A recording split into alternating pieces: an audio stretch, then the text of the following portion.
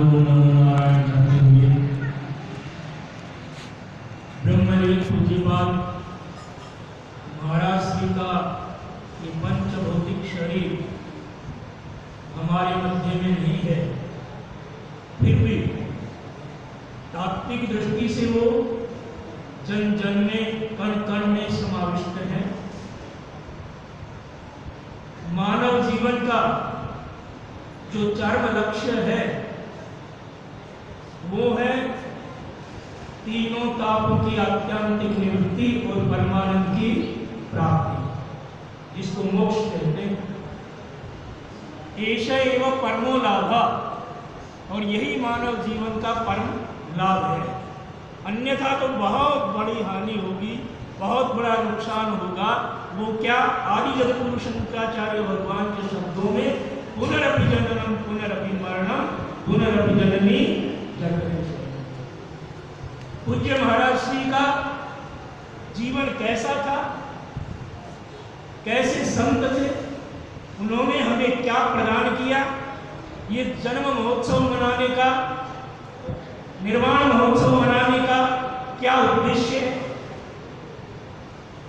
पूज्य महाराज श्री एक ऐसे अद्भुत संत थे, वो साधक भी थे और साथ में सिद्ध भी।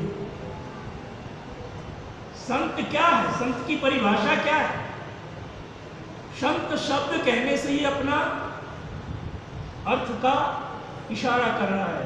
कैसे लिखते हो संत? सत और उसके ऊपर एक बिंदी लगाते हो, अनुस्वार लगाते हो, तब संत बनता है। अर्थात सत्य का आचरण करते करते भक्ति का अनुस्वार जिसके जीवन में लग गया वही सच्चा संत। ऐसे पूज्य महाराज श्री संत की सीधी सी परिभाषा है, मनस्य एकम वचस्य एकम कर्मण्य एकम महात्मा। जो हमारे वाणी में है वही हमारे मन में है और वही क्रिया में है, वही संत।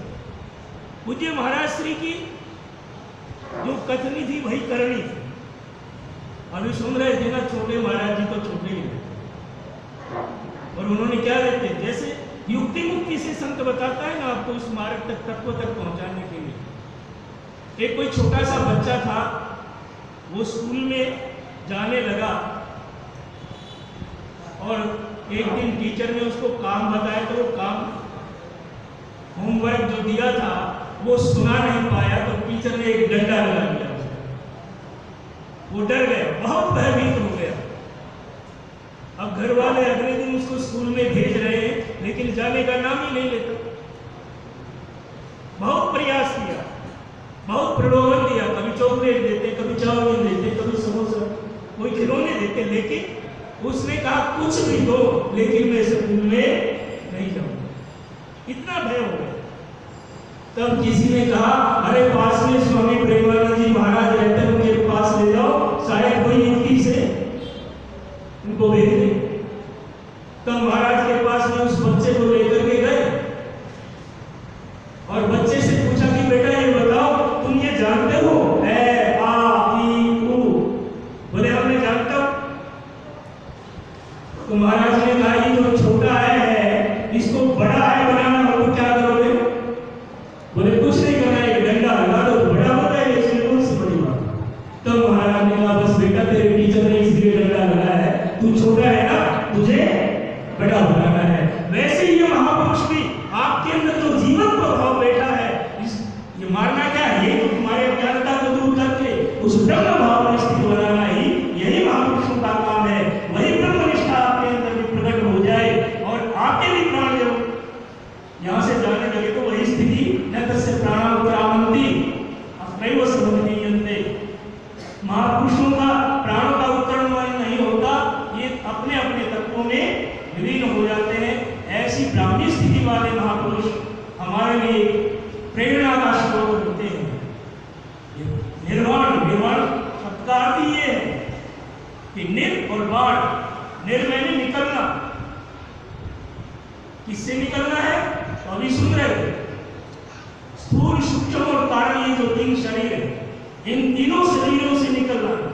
और निकल करके कहीं ना कहीं तो जाएगा ना। अरे आप आश्रम से निकलोगे तो कहीं और जगह जाओगे, तो तो ये निकल करके कहा जाएगा, ऐसी जगह पर जाएगा कि यज्ञत्वा न निवर्तन्ते तद्धामा परमं मम। अभी सुन रहे थे कहीं आना न जाना, मैं तो ये कहता हूं मैं कहीं आना है न कहीं जाना है, बस अपने में ठोर ठिकाना है। अपने अतिरिक्त कोई है क्या? और कहाँ जाओगे कहाँ आओगे? कोई स्थान दूसरा हो तब ना आना जाना होगा। ब्रह्म से भी कुछ है ही, वो बड़ा बनाना क्या है? बड़ा कौन है? तो ब्रह्म के अतिरिक्त दुनिया में कोई दूसरा तत्व बड़ा है, वो व्यापक तत्व है, वो न कहीं आता है न कहीं जाता है। अपने स्वरूप में स्थित हो जाए, बस ये पूज्य महाराज श्री का जो जीवन था बड़ा अद्भुत। ये संसार के भौतिक पदार्थ उन्हें अपनी ओर आकृष्ट नहीं कर पाए। क्यों नहीं कर पाए? आपको और हमको कर लेते हैं, उनको क्यों नहीं कर पाए? कारण क्या है? उसका कारण यही है, नहीं स्वात्मा रामम विषय तृष्णा भ्रमयति।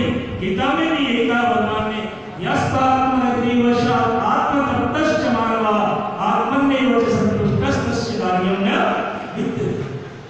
जिसकी आत्मा में गति रति मति है, उसकी भौतिक पदार्थ क्या कृष्ण कर पाएंगे? अभी आनंद की बात सुन रहे थे, तो इस माया के जगत में आनंद है क्या? और देखो आपको भगवान से मिलना है या नहीं मिलना, बताओ कौन कौन मिलना चाहता है? अपने को सब मिलना चाहते तो एक काम कर लेना। देखो माया के जगत में आनंद नहीं है, टोटल 4 चीजें हैं। यदि आप तामसिक वृत्ति से प्रेम करोगे, चाहे वो आपके पिता हो, चाहे माता हो, चाहे बीवी हो, कोई भी हो, यदि तामसिक व्यक्ति से प्रेम करोगे तो नरक में जाओगे। यदि रजोगुणी व्यक्ति से प्रेम करोगे तो इस पृथ्वी लोक में रहोगे, और यदि सात्विक व्यक्ति से प्रेम करोगे तो ज्यादा से ज्यादा देवत्व भाव को स्वर्गलोक तक जाओगे। लेकिन भगवान और भगवान के जो प्यारे संत महापुरुष हैं, और यहाँ तो स्वयं प्रेमानंद जी महाराज जो प्रेम की मूर्ति है, प्रेम का स्वरूप है, ऐसे महापुरुष का संग करोगे तो कहाँ जाओगे? तो भगवान को ही पाओगे। जो जैसा रंग ले जाएगा, जैसा संग वैसा रंग चढ़ाएगा। तो महापुरुषों का सानिध्य करोगे तो जिन्होंने उस तत्व को पाया है वो आपको उसी तत्व तक पहुंचा देंगे। तो पूज्य महाराज जी ऐसे प्रेम की मूर्ति, प्रेम ही परमात्मा है। God is love and love is God. जो भगवान है वही प्रेम है, और जो प्रेम है वही भगवान है। पूज्य महाराज श्री का ऐसे दिव्य संत थे। अभी महाराज जी ने इन्होंने देवी की याद आ गई। मैंने कहा ना कि देख करके रंग बदल जाता है, जैसा संग वैसा। इनको देख के मेरे भी रंग बदल गए। मैं भी सुना समय की मर्यादा के अनुसार पूज्य महाराज श्री कैसे थे? ब्रह्मलीन महाराज। और ब्रह्मलीन का अर्थ ये कि जी, मैं इसी वाक्य के साथ अपना ये प्रवचन संपन्न करूं। ब्रह्मलीन का अर्थ ही होता है कि जीव और ब्रह्म की एकत्व को प्राप्त करना ही ब्रह्मलीन का है। ऐसे ब्रह्मलीन महाराज श्री कैसे थे?